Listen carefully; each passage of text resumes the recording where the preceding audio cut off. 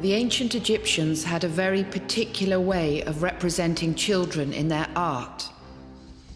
If you notice here, the young figure of Horus is represented naked. He has a very particular hairstyle. We call it the side lock of youth. Sometimes a child is shown with his or her finger to the mouth. We have representations of princes and princesses, royal children. Here we see a family scene, the pharaoh Akhenaten, his wife Nefertiti. 3 of their daughters play on their laps. If you notice, the young daughter to the right is playing with a piece of her mother's headdress. These princesses are often represented without hair.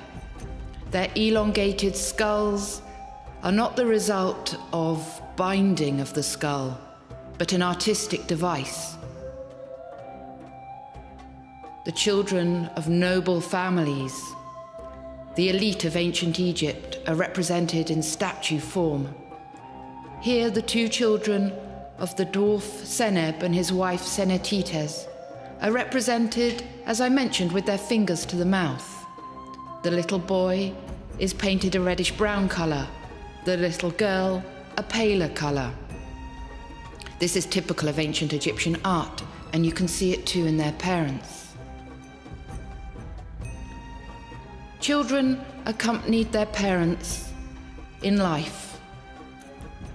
The lady here sorting fruit at the base of a tree has her baby swaddled in a sling close to her body. Childhood was a vulnerable time, as it is today.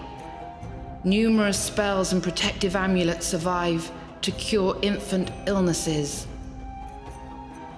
There's one spell on a healing papyrus which the ancient Egyptians make clear is to be said over a seal stone with a crocodile and a hand incised on it. It must have been very similar to this one. You can see a crocodile and also the ancient Egyptian sign for life. Ancient Egyptians played with toys as children. This one's made of clay. The lower jaw and the tail are both movable.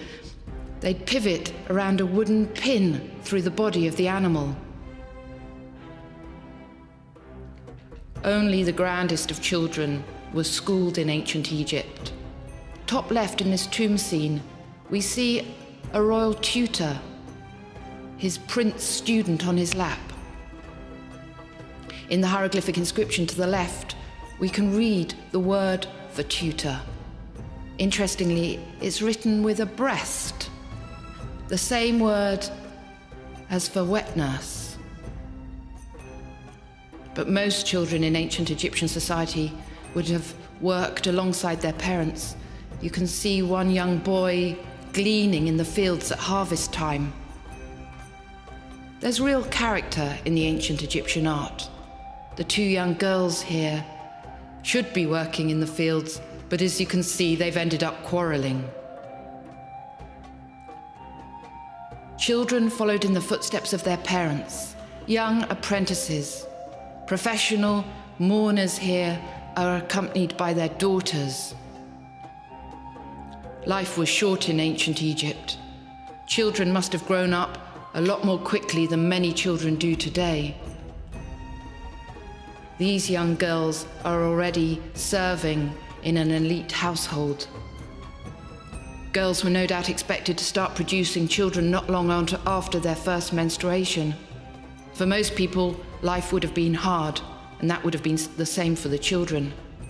After all, the average life expectancy in ancient Egypt was only about 30 years old.